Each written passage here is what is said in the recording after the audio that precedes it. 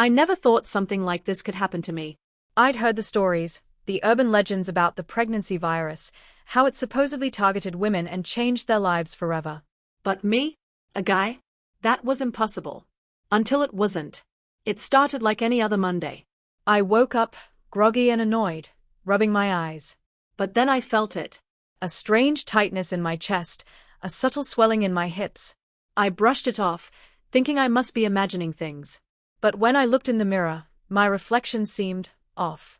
My face was softer, my jawline less sharp. My chest, I froze. There was a slight curve where there shouldn't be. No, this can't be real, I whispered, panic rising. I touched my face, my chest, my hips. Each movement revealed more changes, subtle but undeniable. My hair felt different, softer, almost silky. My voice, when I cleared my throat, trembled higher than normal. I could barely recognize myself. I stumbled back from the mirror, heart pounding. My thoughts raced, frantic and disbelieving. This isn't happening. It's just some weird dream, right? But it wasn't a dream. And the virus, the ridiculous, impossible, science-defying virus, had finally found me. I sank onto the bed, staring at the floor, trembling. Fear, embarrassment, and disbelief tangled together. My mind screamed for answers. How could this happen? Why me? I had always been careful. Always healthy. And yet, here I was, feeling the first real traces of a transformation I never asked for. I caught a glimpse of my hands, smaller, softer, delicate even. I flexed my fingers and felt a strange lightness, as if my bones themselves were changing. My chest tightened again, not painfully, but enough to make me gasp. Panic surged. I needed help, but who could I tell? No one would believe me. Not my friends, not my family, not even my doctor. I sank back against the wall, sliding to the floor. My reflection in the bedroom window caught my eye, and I couldn't deny it any longer. I was changing, and the virus was winning. Work was a nightmare. I tried to act normal, shoving my panic deep down, but every step, every glance in the office mirror reminded me of how much I had changed. My coworkers noticed, or at least they noticed something was different. "Hey, you look different today," my colleague Jenna said, squinting as I passed by. "Different? How?" I asked quickly, forcing a laugh, trying to sound casual. "You're softer? Like, I don't know, more feminine." She laughed nervously, realizing she probably shouldn't have said that out loud. I froze. My face burned. My pulse raced.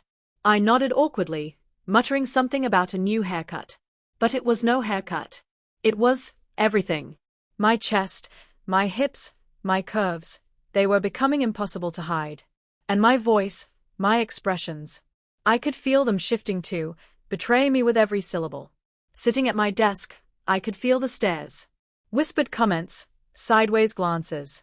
My normally confident stride felt like it was failing me. Every interaction became a potential disaster. Even answering emails felt impossible. Each typed word made me hyper-aware of the new rhythm in my hands, the gentleness in my movements. Lunch was worse. I went to the cafeteria and tried to order as usual. But my voice cracked when I spoke, softer than I intended. The cashier raised an eyebrow, a smirk playing at the corner of her lips. "New voice?" she asked jokingly. I laughed awkwardly, cheeks flaming. I wanted to disappear. I wanted to run home and lock myself away forever. By the end of the day, I realized the virus wasn't just changing my body, it was taking over my life. My identity, my confidence, my very sense of self was being rewritten. And there was no cure in sight. Back home, I collapsed onto my bed, trembling. I knew I couldn't hide forever. I had to understand what was happening, explore what the virus was doing to me. The mirror became both friend and enemy. I stared at my reflection, tracing the curves forming along my waist, the gentle swell of my chest. My hair now brushed past my shoulders, shining in the soft light. I could feel it, silky and real. I ran my hands down my body, feeling the new softness, the subtle weight shifts. I experimented with my voice, speaking aloud, whispering, trying to mimic a tone that felt natural yet feminine. It startled me how easily my voice could change now, so fluid, so alien. I found an old dress in my closet, something I had worn for a costume party years ago. Tentatively, I slipped into it. The fabric hugged my new curves, accentuating my changing body. My heartbeat raced, part excitement, part fear. I twirled in front of the mirror, mesmerized. This wasn't me.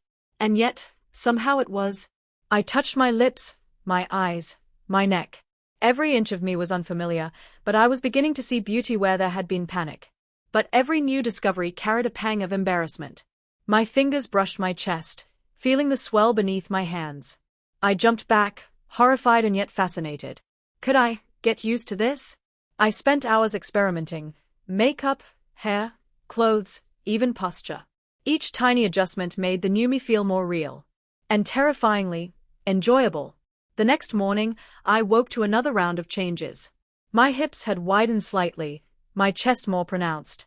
My stomach felt different, like the virus was asserting itself in new ways while I slept. I touched my face, noticing the soft curve of my jaw, the delicate arch of my brows. It was subtle, but there was no denying it. I was slipping further from the person I had been. I tried to act normal at work, but it was impossible. Every step felt strange, my gait subtly shifting as my body adapted.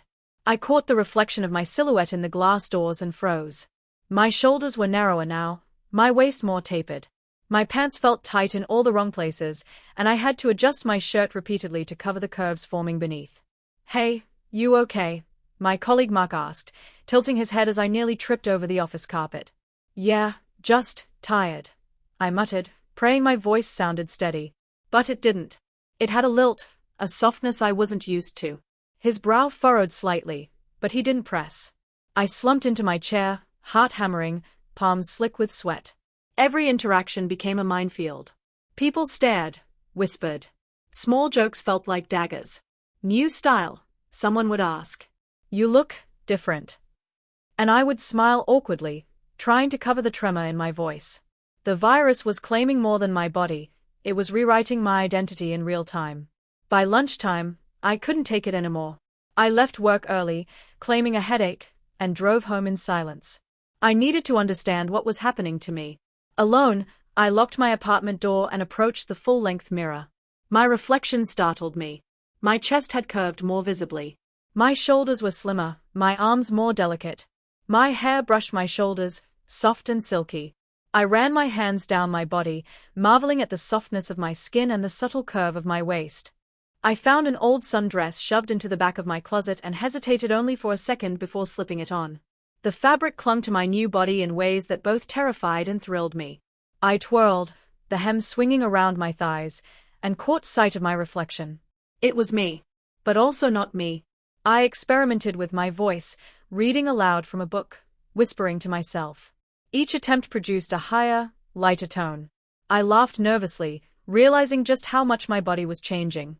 My movements felt foreign yet natural, graceful in ways I hadn't imagined possible. The fear was still there, a constant, gnawing dread of being trapped in this new identity. But mingled with it was a strange fascination, a curiosity I couldn't ignore. What else could my body do? What other changes were coming? Hours passed as I explored every nuance of my new self, my hair, my hands, my chest, even the way I walked across the room.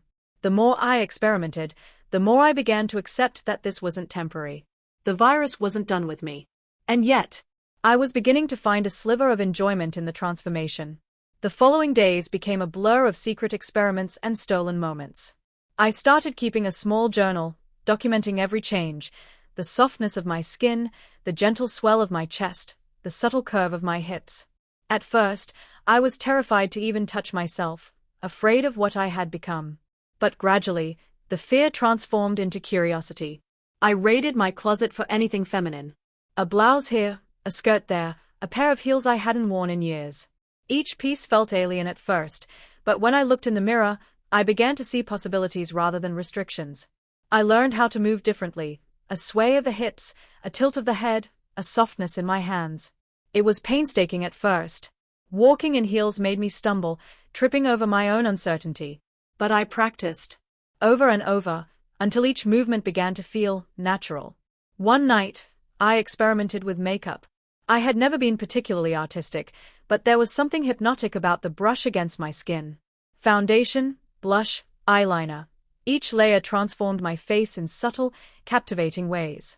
I studied my reflection for hours, learning the contours of this new body, marveling at the reflection that was both me and entirely someone else. The changes weren't only physical. My voice, once deep and familiar, had begun to falter. Every word that left my lips was softer, higher, and tinged with an unfamiliar cadence.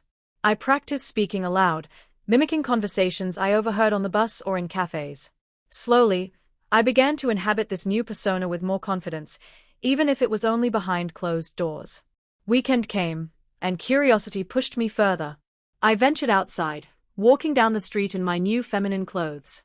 At first, panic surged through me. Every glance felt like a probe, every whisper a judgment. But the city didn't seem to care. People passed me with casual indifference. It was freeing in an unexpected way.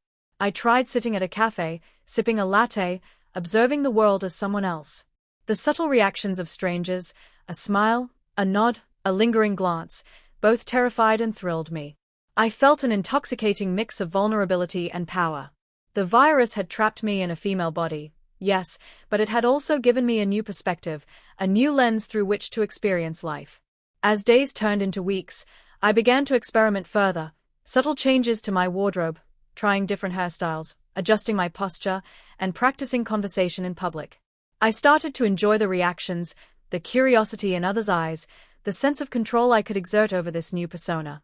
I even began making small social connections. A woman at the cafe complimented my dress. A stranger held the door for me with a polite smile. These interactions, simple yet profound, reinforced the surreal reality I now inhabited. I was learning to navigate a life that had once seemed impossible, discovering joy in the moments that were previously unimaginable. Yet, underneath it all, the fear never fully disappeared. I worried about the permanence of these changes, about who I had been and who I was becoming. Every reflection in the mirror reminded me that my old identity was slipping further away. But now, mingled with that fear was curiosity, and even a spark of excitement. In private, I allowed myself to embrace the transformation fully. I danced in front of the mirror, letting the sway of my hips and the curve of my waist feel natural. I laughed aloud, the sound foreign but beautiful. My hands traced the softness of my arms, my fingers gliding along the contours of my body, marveling at how much had changed in such a short time. By the end of the week, I realized something profound. I was not just surviving these changes. I was beginning to live in them, exploring the depths of a new self that I had never imagined. The virus had trapped me, yes, but in doing so, it had opened a door to experiences I would have never dared to seek before.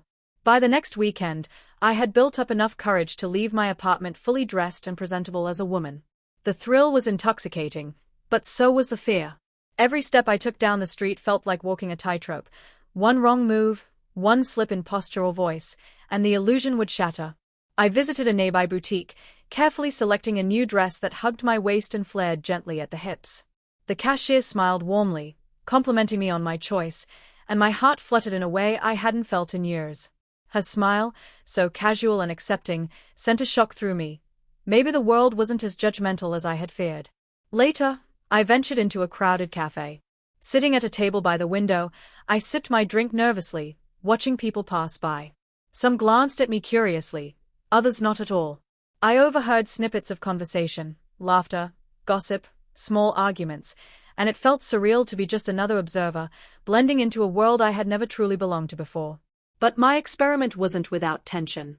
A group of my old friends happened to walk by, and panic surged. I froze, heart pounding. Would they recognize me? What would they say? I ducked my head and tried to shrink into the chair, but one of them stopped, squinting. Hey, isn't that? I panicked internally, my mind racing for excuses, for a way to escape unnoticed. But before they could approach, I quickly left the cafe, darting down side streets until I felt safe again. My pulse raced, adrenaline coursing through me, and a mix of fear and exhilaration washed over me. That night, back at my apartment, I replayed the encounter over and over. The fear lingered, but so did a strange sense of empowerment. I had survived public exposure, even if only partially. I realized that hiding from the world was no longer an option. I needed to learn how to navigate this new life openly. The following days were a delicate balance between practice and self-discovery. I experimented with different hairstyles, learning which angles accentuated my facial features. I refined my makeup, blending foundation, blush, and eyeliner until my reflection felt authentically me. Even my voice changed gradually, softer, melodic, more fluid, as I practiced conversations aloud and on calls with customer service, trying to sound natural. Then came the inevitable confrontation. One morning, my manager at work, who had always been unusually perceptive, called me into her office. Panic surged immediately. I had been careful to maintain my original persona during video calls and brief in-person meetings, but she had apparently noticed the subtle changes. "Can we talk?" she asked, eyes sharp but not unkind. My mind raced. I sat down, hands clammy, wondering how much she had seen. "I've noticed some differences in you lately," she continued. "I want to make sure you're okay." "Is there something you need to tell me?" My chest tightened. Should I lie? Should I retreat into excuses? Or should I admit the truth, that the virus had transformed me, that I was trapped in a female body, and that I was struggling to reconcile this new identity? Finally, trembling, I spoke. I'm not sure how to explain this, but I've changed. Physically, emotionally, Everything. her expression softened. "I see." And you're feeling uncertain. I nodded, tears pricking my eyes. "Yes." I don't know who I am anymore. She reached across the desk, a gesture of comfort I didn't expect. "You're still you," she said gently. Just different. "And that's okay." We can work through this together. Relief and gratitude flooded me, mingled with lingering fear. I realized that while the virus had changed my body, it hadn't erased my identity entirely. There was still room for choice, for self-expression, and for acceptance, both from others and myself. The confrontation, though nerve-wracking, became a turning point. I understood that hiding was no longer necessary, that my life could continue in this new form without complete isolation. It was the first time I truly felt a glimmer of empowerment amid the chaos of transformation.